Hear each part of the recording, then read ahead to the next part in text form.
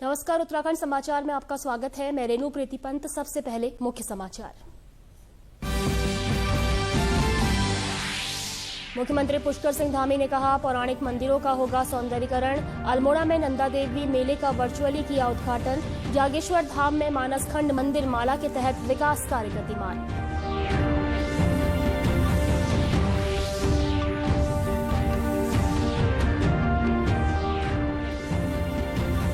आपदाग्रस्त धराली में राहत और बचाव कार्य जारी।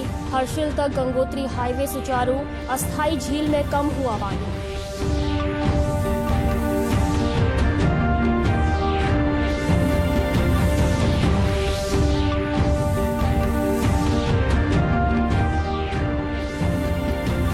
उत्तराखंड और जर्मनी के बीच तकनीक और कौशल विकास को लेकर होगा समझौता।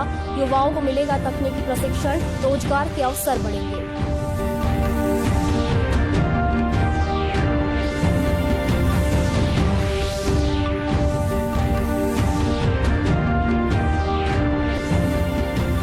प्रदेश सरकार ने बढ़ाई यूसीसी के तहत विवाह पंजीकरण शुल्क छूट की समय सीमा। अब राज्य के नागरिक 26 जनवरी 2026 तक करा सकेंगे निःशुल्क विवाह पंजीकरण।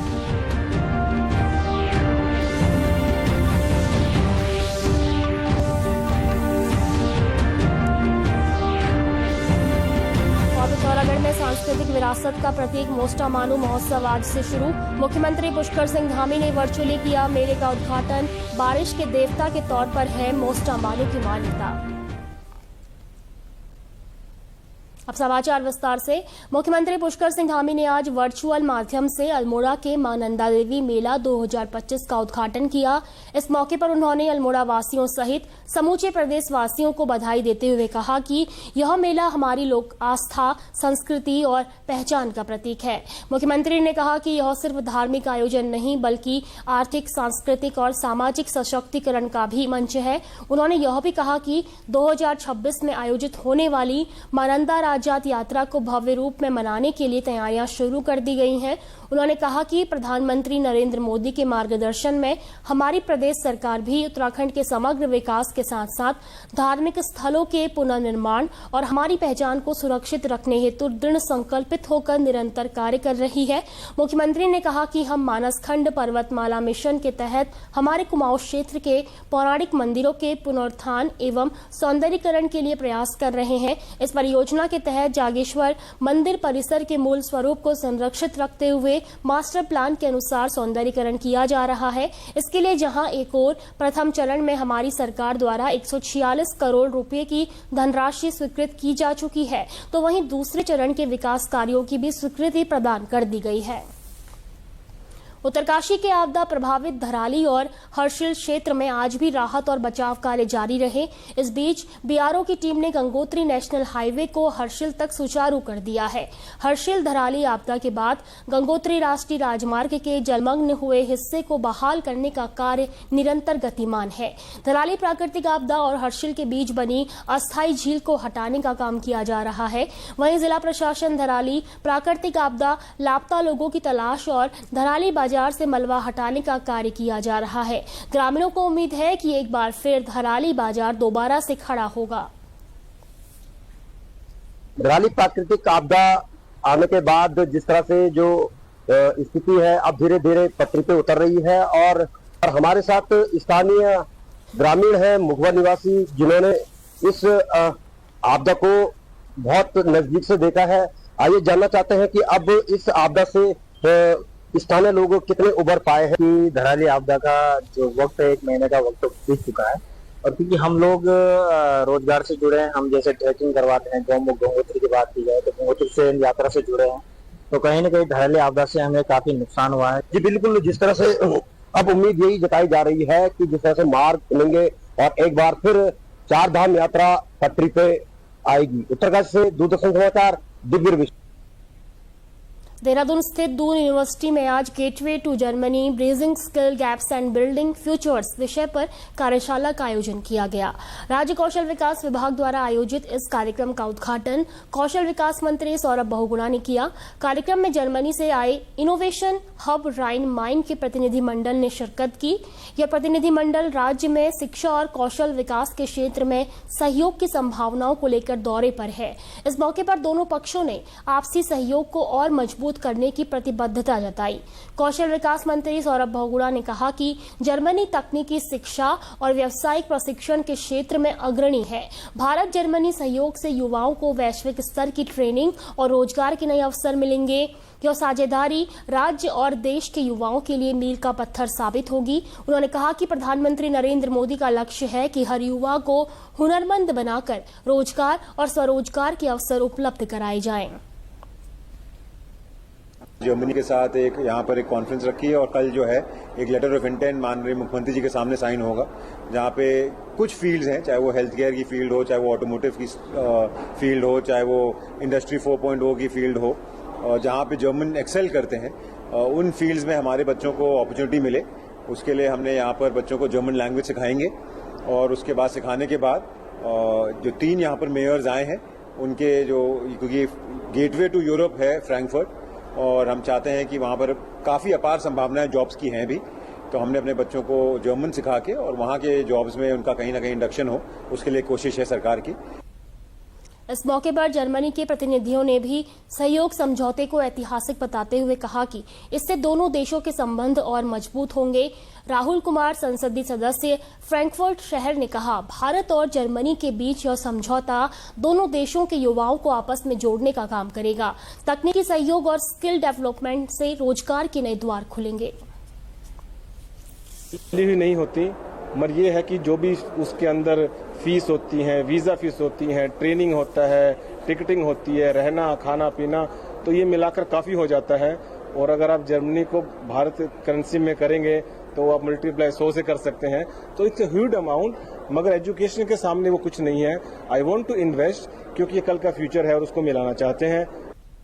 इस मौके पर जर्मनी के राहुल हेम मेयर डेविड रेंडल ने कहा कि यह खुशी की बात है कि भारत और जर्मनी साथ मिलकर काम कर रहे हैं। यह साझेदारी शिक्षा और रोजगार के क्षेत्र में युवाओं के लिए बड़ी संभावनाएं लेकर आएगी। To be here and want to thank you to all for this heartwarm welcome. We understand ourselves as a builder of bridges. We want to build a bridge between Germany and especially the Rhine-Main area and India and the beautiful state of Uttarakhand. And I think we did a lot of progress in the last days. We met a lot of people, good contacts, and we have a lot of people that we meet in the next days. And we meet the Chief Minister tomorrow, and we are very happy that we have the support of the political parties here in India for our vision to build bridges between India and Germany. प्रदेश सरकार ने समान नागरिक संहिता नियमावली के तहत विवाह पंजीकरण शुल्क छूट की समय सीमा बढ़ा दी है। अब राज्य में नागरिक 26 जनवरी 2026 तक निशुल्क विवाह पंजीकरण का लाभ उठा सकेंगे। सरकार का कहना है कि नागरिकों की अधिकतम सहभागिता सुनिश्चित करने के लिए यह कदम उठाया गया है। उत्तराखंड में यूसीसी का मसौदा तैयार करने वाली विशेषज्ञ समिति की सदस्य और दून विश्वविद्यालय की कुलपति प्रोफेसर सुरेखा डंगवाल ने कहा कि राज्य सरकार के इस फैसले से विवाह पंजीकरण प्रक्रिया तेज होगी और नागरिक बिना आर्थिक बोझ के नियमावली का पालन कर सकेंगे। देखिए, यूसीसी में पंजीकरण अनिवार्य है और सरकार शायद जो आप प्रश्न कर रहे हैं कि अभी उतना नहीं करा रहे हैं, इसीलिए उसकी डेट एक्सटेंड की गई। और ये सेंसिटाइज करना हमारा तो दायित्व है ही एक संस्थान के नाते, और पत्रकारों का भी दायित्व है, और इसमें सेंसिटाइज प्रोग्राम चलाने पड़ेंगे क्योंकि बहुत सी ऐसी चीजें हैं जहां पे अनिवार्य रजिस्ट्रेशन उनका मांगा जाएगा और उसके बाद वो उसको शुरू करेंगे। इसलिए स्पेशली जिन लोगों की मैरिज हो रही है, अगर हम उन परिवारों को सेंसिटाइज करें कि इमीडिएटली आफ्टर गेटिंग मैरिड उन्हें तुरंत अपना रजिस्ट्रेशन कराना है। पिथौरागढ़ में सांस्कृतिक विरासत का प्रतीक मोस्टामानू महोत्सव आज से शुरू हो गया है। इस अवसर पर आयोजित कार्यक्रम को मुख्यमंत्री पुष्कर सिंह धामी ने देहरादून से वर्चुअली संबोधित करते हुए महोत्सव की शुभकामनाएं दी। मुख्यमंत्री ने पिथौरागढ़ जिले में 62 करोड़ रुपए से अधिक की लागत की 15 विकास परियोजनाओं का लोकार्पण और शिलान्यास किया। उन्होंने कहा कि मोस्टामानू महोत्सव पिथौरागढ़ की सांस्कृतिक विरासत और परंपराओं का एक महत्वपूर्ण प्रतीक है। यह महोत्सव स्थानीय जीवन शैली और सांस्कृतिक धरोहर के संरक्षण में महत्वपूर्ण भूमिका निभा रहा है। 3 दिनों तक चलने वाले इस महोत्सव में बड़ी संख्या में लोग भाग ले रहे हैं। इस मेले की मान्यता के बारे में पुजारी एनडी कांडपाल बताते हैं कि यह मेला बारिश के देवता के तौर पर मनाया जाता है। ये 1865 में नेपाल से लाया हुआ देवता है। वहाँ मोस्टामानू करके देवता था। यहाँ जब मेले में 1800 ऋषि पंचमी भादों के मेले में इसकी स्थापना हुई, तो तब से ये लगातार मेला चला आ रहा है। कभी कभी ये मेला पहले एक महीना 2-2, 3-3 महीना चलता था, क्योंकि यातायात के साधन नहीं थे। यहाँ मोस्टा डुक्का ये जो हल बान उगर का सामान मिलता था वो बिकता था। इसलिए ये फिर धीरे धीरे यातायात की सुविधा हुई, तो अब 1 दिन का, 2 दिन का, 3 दिन का, आजकल 3 दिन का चलता है। ये वरदानी देवता है, इसको वरुण देवता भी कहते हैं। बारिश नहीं होती तो हवन यज्ञ होता है। इसमें फिर वरदान देते हैं देवता। 3 दिन 4 दिन के अंतर्गत इसको बारिश हो जाती है। और किसी मनोकामना से कोई इसके अंदर आता है, मनोकामना करता है। अवश्य हमारा मोस्टा देवता अंदर महाकाली भी हैं, पशुपति भी हैं, बाला देवता भी हैं, लाता देवता भी, उनको मन्नत मान के अवश्य मन्नत पूरी हो जाती है। मेले में आए श्रद्धालुओं ने बताया कि इस मेले से उनकी श्रद्धा भी जुड़ी हुई है और यहां आकर उन्हें एक नई ऊर्जा मिलती है। बहुत ही अच्छा लगता है जब भी मैं मेले में आती हूँ। बड़ी एक अच्छी सी पॉजिटिव एनर्जी आती है और मोस्टा बाबा की कृपा भी होनी चाहिए है हमारे पहाड़ में। मोस्टा बाबा को बारिश का देवता भी कहा जाता है पहाड़ी कल्चर में। और यहाँ पे बहुत लोग आते हैं, बहुत भीड़ होती है, लोग आशीर्वाद मांगने आते हैं। हम कई सालों से मेला देखने के लिए यहाँ आते हैं। बहुत ही अच्छा मेला होता है मोस्टामानू का।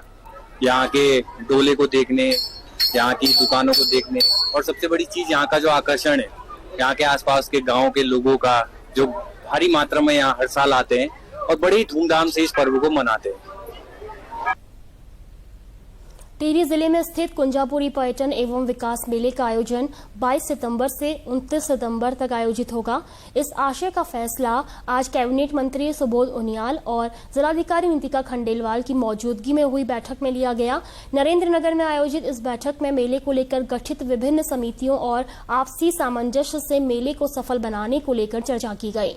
इस मौके पर कैबिनेट मंत्री सुबोध उनियाल ने कहा कि इस मेले के माध्यम से जनपद में कई विकास योजनाएं हुई हैं।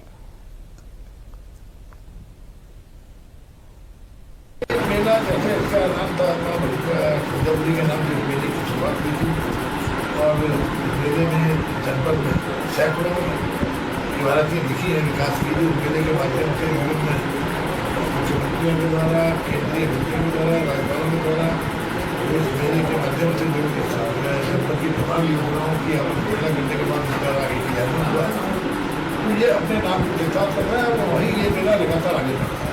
मुश्किल 12-15 हज़ार रुपए की शुरुआत वाला मेला ये आज करोड़ों का काम कर रहा है। मेले के माध्यम से सबसे बड़ा इसका उद्देश्य है कि हमारे बच्चों को खेलों में और सांस्कृतिक क्षेत्र में किस तरह उनके अंदर की जो संभावना है वे बड़े प्लेटफॉर्म के माध्यम से उनको एक आत्मविश्वास में वृद्धि हो और वो बड़े बड़े एक्सपोजर के साथ अपने जीवन में आगे बढ़ सकें।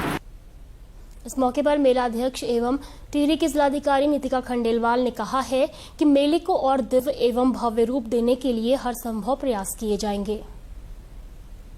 जैसे कि आज आपने देखा माननीय मंत्री जी ने भी एक बैठक ली थी और कार्यकारी समिति डीएम हेड करते हैं। तो कुंजामुनी मेला जैसे कि यहाँ पे एक बहुत पुराना मेला है, पुरातन मेला है, 50 साल से चलता आ रहा है। तो सभी उप समिति को बोल दिया गया है कि वो हफ्ते भर भी अपनी सारी मीटिंग्स कर लें, जो भी तैयारियाँ हैं वो कर लें। और हम ये आश्वासन मंत्री जी को दिए हैं कि जो मेला होगा वो गत वर्षों की भांति बहुत ही अच्छा होगा। स्थानीय लोगों का भी यहाँ पे मैंने देखा कि बहुत ज़्यादा पार्टिसिपेशन होता है। तो सभी जितनी भी डिपार्टमेंटल उप समितिज़ हैं वो स्थानीय लोगों के साथ बैठक करके पूरे मेले की जो तैयारियां हैं वो अगले 15 दिन में पूरी कर लेंगे। और 22 सितंबर से हमारे ये मेला शुरू हो रहा है और हम लोग जिला प्रशासन मीटिंग यहाँ पे रहेंगे। राष्ट्रीय खेल दिवस के उपलक्ष्य में हरिद्वार के कनखल में समारोह का आयोजन किया गया। इस कार्यक्रम में राष्ट्रीय क्रिकेट खिलाड़ी प्रकाश जोशी, एथलीट्स भारत भूषण और राष्ट्रीय कोच आरती सैनी को खेल के क्षेत्र में विशेष योगदान के लिए सम्मानित किया गया। एथलीट शुभम और वुशु खिलाड़ी शिवांग को भी सम्मानित किया गया। इस अवसर पर कार्यक्रम के मुख्य अतिथि रहे प्राचीन अवधूत मंडल के परमाध्यक्ष महामंडलेश्वर स्वामी रूपेंद्र प्रकाश महाराज ने कहा कि मनुष्य के जीवन में खेलों का विशेष महत्व है। वेद पुराणों में खेलों को विशेष रूप से बढ़ावा दिया गया है।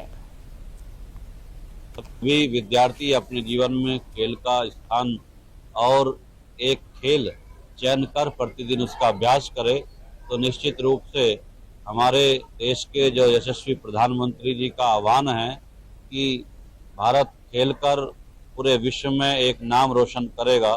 निश्चित रूप से जो भारत सरकार की योजनाएं हैं, जिस प्रकार से खेलों को प्रोत्साहन दिया जा रहा है, तो विद्यार्थियों खेल के प्रति अपनी रुचि दिखाते हुए अभ्यास करने की आवश्यकता। वहीं हरिद्वार बॉक्सिंग एसोसिएशन के अध्यक्ष विशाल गर्ग ने कहा कि आज खेलों के क्षेत्र में अनंत संभावनाएं हैं। इस कार्यक्रम के अंतर्गत जो आज नन्हे मुन्ने बच्चे थे, उनको ये बताया गया कि किस तरह से खेलों से आप अपने जीवन का हर तरह से विकास कर सकते हैं। आप शारीरिक विकास के साथ साथ बौद्धिक विकास भी खेलों के द्वारा कर सकते हैं। और आज खेलों में भारत जिस तरह से अपना परचम लहरा रहा है, तो आने वाले समय में जो खेल हैं वो एक आपके जीवन की आवश्यक अभिन्न अंग रहने वाले हैं।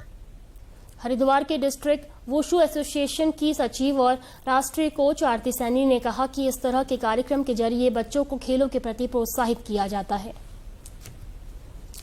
डिस्ट्रिक्ट, स्टेट, नेशनल खेले हैं तो उनको सम्मानित किया जाता है। उनको सम्मानित करने का उद्देश्य यही है कि जो नए बच्चे हैं या जो नहीं खेल से जुड़े हैं तो वो जुड़ पाए और अपना अच्छा आगे कर पाए और जिससे कि देश का नाम रोशन कर पाए। जब छोटे बच्चे आगे बढ़ेंगे तभी हम आगे अच्छे खिलाड़ी निकाल पाएंगे।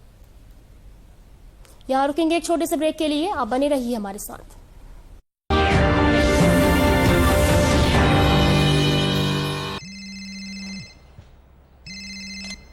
हेलो राजेश जी, मैं पुलिस थाने से बोल रहा हूँ। फिर से? आप डिजिटल अरेस्ट में हो, दूसरे कमरे में जाइए अकेले। आपके पार्सल में ड्रग्स मिले हैं, लंबे जाएंगे। 10 लाख दीजिए, बच जाएंगे। सर इतने कहाँ से? एक लिंक भेजा है, अभी प्रोसेसिंग के लिए 2 लाख भेजिए, बाकी बाद में। 2 लाख? क्या हुआ पापा? बेटा ये कह रहे हैं कि मेरे पार्सल में से ड्रग्स मिले हैं। अरे काट दिया। पैनिक मत कीजिए पापा, डिजिटल अरेस्ट जैसा कुछ नहीं होता है, ये सब फ्रॉड है। फ्रॉड? पुलिस, बैंक, आरबीआई इत्यादि के नाम से आने वाले साइबर अपराधियों के फोन या वीडियो कॉल से सावधान रहें। उन्हें कोई पैसे ना भेजें और तुरंत पुलिस में रिपोर्ट करें। अगर समझदारी नहीं दिखाओगे तो पैसे गवाओगे। आरबीआई कहता है, जानकार बनिए, सतर्क रहिए।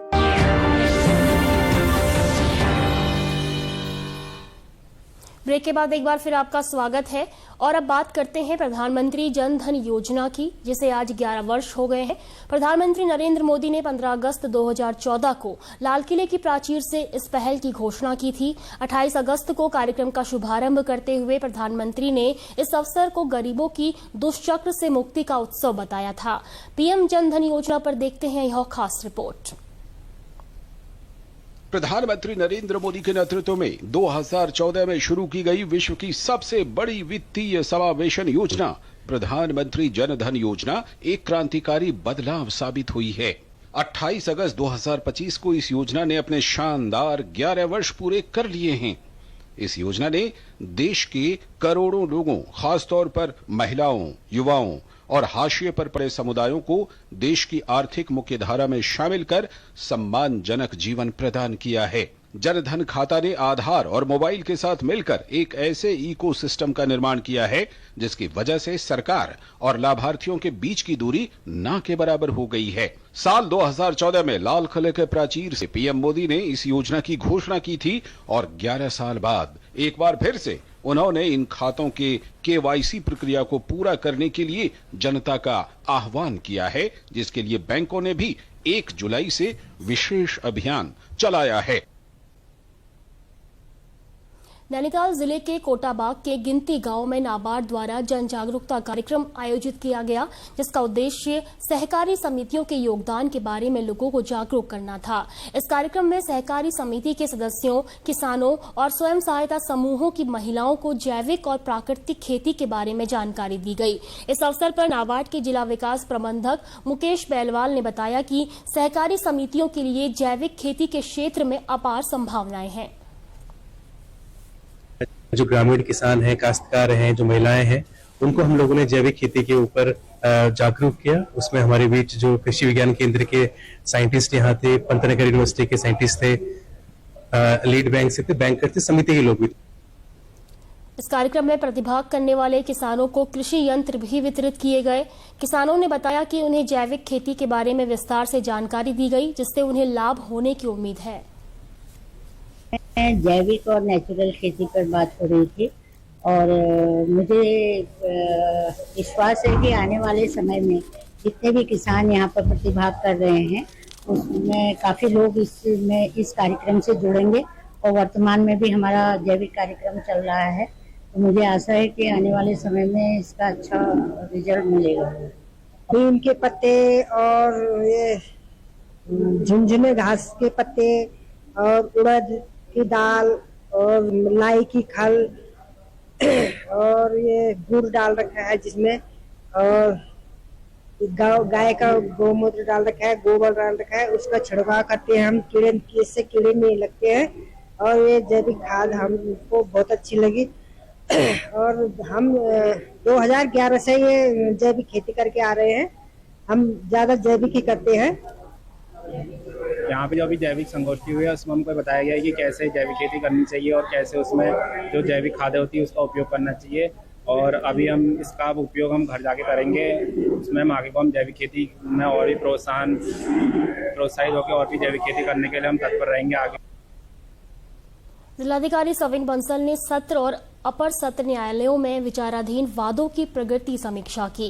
इस मौके पर जिलाधिकारी ने कहा कि कानून व्यवस्था को मजबूत बनाने के लिए दोषियों को समय पर सजा दिलाना जरूरी है। जिलाधिकारी ने शासकीय अधिवक्ताओं को निर्देश दिए कि जिन कारणों से आपराधिक वाद न्यायालयों में लंबित चल रहे हैं उन कारणों का स्पष्ट उल्लेख करें ताकि उनका तेजी से निराकरण किया जा सके। उन्होंने गवाहों की उपस्थिति सुनिश्चित करने के निर्देश दिए। इसके साथ ही कहा कि आपराधिक मामलों पर विशेष ध्यान दें और पूरे साक्ष्य, गवाहों और जिम्मेदारी के साथ मामलों की पैरवी की जाए। जिन आपराधिक मामलों में अभी तक चार्जशीट दाखिल नहीं की गई है उस पर त्वरित कार्रवाई करें। देहरादून में भारतीय मानक ब्यूरो यानी BIS की ओर से मानक मंथन कार्यक्रम का आयोजन किया गया। इसमें जल की शुद्धता के विषय पर जानकारी दी गई। इस कार्यक्रम की अध्यक्षता हरिद्वार सांसद त्रिवेंद्र सिंह रावत ने की। उन्होंने शुद्ध पेयजल उपलब्ध कराने में गुणवत्ता के मानकों की महत्ता पर प्रकाश डाला और BIS की उपभोक्ता सुरक्षा के क्षेत्र में की जा रही पहल की सराहना की। खाद्य विभाग के भी लोग यहाँ पर आए हैं और बड़ी अच्छी बात है कि इसमें बड़ी संख्या में यूथ हैं जो इंजीनियरिंग के छात्र हैं, उनका इसमें इन्वॉल्वमेंट है। मुझे लगता है कि जल की जो शुद्धता पर ये मंथन यहाँ पर हो रहा है बहुत परिणामकारी साबित होगा और जो दूषित जल है, जो उसके दुष्प्रभाव है, उससे लोग अवेयर होंगे। इस कार्यक्रम में BIS उत्तर की उप महानिदेशक स्नेहलता ने जल शोधन प्रणालियों में मानकीकरण की आवश्यकता पर जोर दिया और युवाओं से गुणवत्ता के प्रति जागरूक नागरिक बनने की अपील की। इस कार्यक्रम में RO आधारित जल शोधन प्रणालियों के नवीनतम मानकों पर मंथन किया गया। BIS देहरादून के निदेशक सौरभ तिवारी ने कहा कि उपभोक्ता सुरक्षा और गुणवत्ता मानकों के पालन के लिए जागरूकता सबसे महत्वपूर्ण कड़ी है। जो हमारा पेयजल है उससे संबंधित जो मानक है 16240 IS कोड उसको कहते हैं, जो कि हमारे घरों में वाटर प्यूरिफिकेशन सिस्टम जो आजकल हम लोग बहुत उपयोग में ला रहे हैं उससे संबंधित है। तो हमारा आज का उद्देश्य ये था कि इस मानक में जो भी हमारे बारीकियां हैं उससे संबंधित अगर कोई सुझाव हैं या उसमें कुछ जो पुनरीक्षण की संभावनाएं हैं तो हमारे विभिन्न हितधारकों को आज हमने आमंत्रित किया। भारतीय स्टेट बैंक की बाजपुर शाखा ने आज बाजपुर में सैचुरेशन कैंप यानी जागरूकता शिविर का आयोजन किया। इस कैंप के माध्यम से ग्राहकों को बैंक की विभिन्न योजनाओं की जानकारी दी गई। डिजिटल बैंकिंग और स्वरोजगार आधारित ऋण योजनाओं से अधिक लाभ उठाने के लिए जागरूक उन्हें किया गया। इस मौके पर भारतीय रिजर्व बैंक के क्षेत्रीय निदेशक अरविंद कुमार ने बताया कि अभियान के तहत लोगों को बैंक खातों और जन कल्याणकारी योजनाओं के प्रति जागरूक किया जा रहा है। में हमने बड़ा अभियान चलाया है, क्योंकि आज से करीब 10 साल पहले जब भी सरकार की जो योजनाएं बनी थी, जिसमें जनधन योजना या वगैरह वगैरह इसके जो अकाउंट खुले थे, उन अकाउंट्स में री-केवाईसी की जरूरत है। और हमने पाया है कि देश में काफी ऐसे अकाउंट हैं कि जिसमें री-केवाईसी नहीं होने की वजह से वे अकाउंट शायद निष्क्रिय हो गए होंगे, और ऐसा होने पर उनमें जो है लेन देन करने में दिक्कत आएगी, उन अकाउंट्स में शायद फ्रॉड भी हो सकते हैं। तो हमारा उद्देश्य केवल इन कैंप के थ्रू ये है कि जनता जिनके अकाउंट खुले हुए वे ब्रांचेस में जाए या इन कैंप्स में भी आए और अपना री-केवाईसी पूरा करें। एसबीआई हल्द्वानी के उप महाप्रबंधक राजीव रंजन ने बताया कि शिविर के माध्यम से ग्राहकों को उनके खातों की दोबारा केवाईसी करने के लिए प्रेरित किया जा रहा है। ये भारतवर्ष में चलाया जा रहा है इस तरह का जो कैंप करके नाम दिया गया है कि सैचुरेशन कैंप, और री-केवाईसी ये टर्म इसलिए यूज किया जा रहा है कि वो हमारे खाता धारक हैं, बट किसी कारण से उनका खाता अगर निष्क्रिय हो गया है तो उसको कैसे सक्रिय करना है। तो मेन उद्देश्य यह है। उसके अलावा सामाजिक सुरक्षा स्कीम्स जो हैं बैंकों के और जो भारत सरकार चालू करती है बैंकों के द्वारा, उन सभी का प्रचार प्रसार करने के लिए, बृहद प्रचार प्रसार करने के लिए इन कैंपों का आयोजन किया जा रहा है।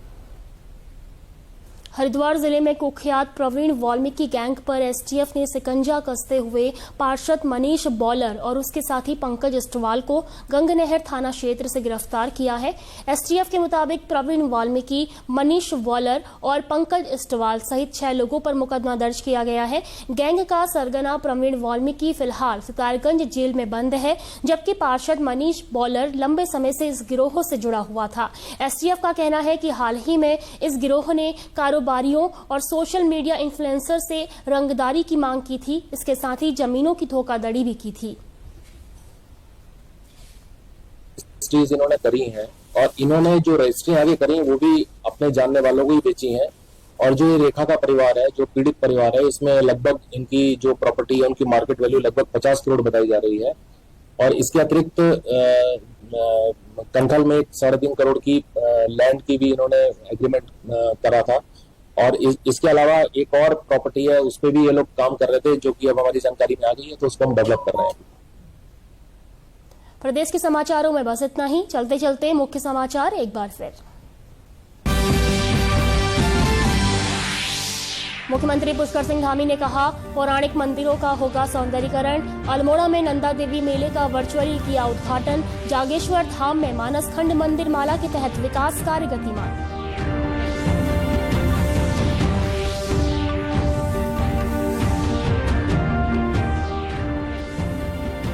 आपदाग्रस्त धराली में राहत और बचाव कार्य जारी। हर्षिल तक गंगोत्री हाईवे सुचारू। अस्थायी झील में कम हुआ पानी।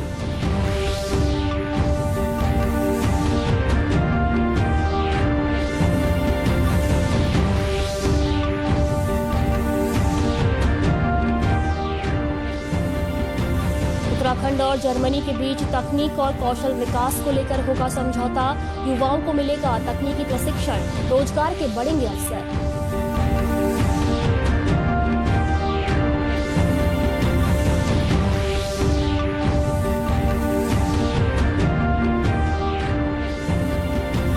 प्रदेश सरकार ने बढ़ाई यूसीसी के तहत विवाह पंजीकरण शुल्क छूट की समय सीमा। अब राज्य के नागरिक 26 जनवरी 2026 तक करा सकेंगे निःशुल्क विवाह पंजीकरण।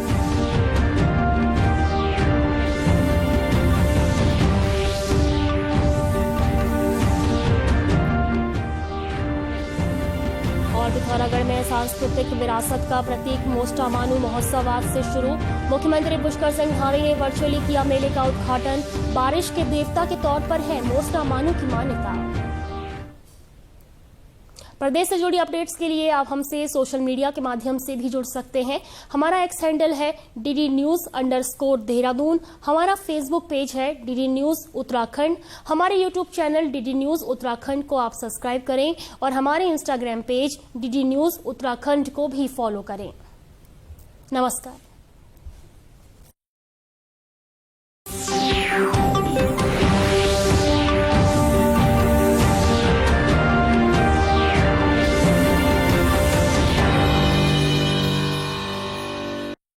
जन जन का रखे ध्यान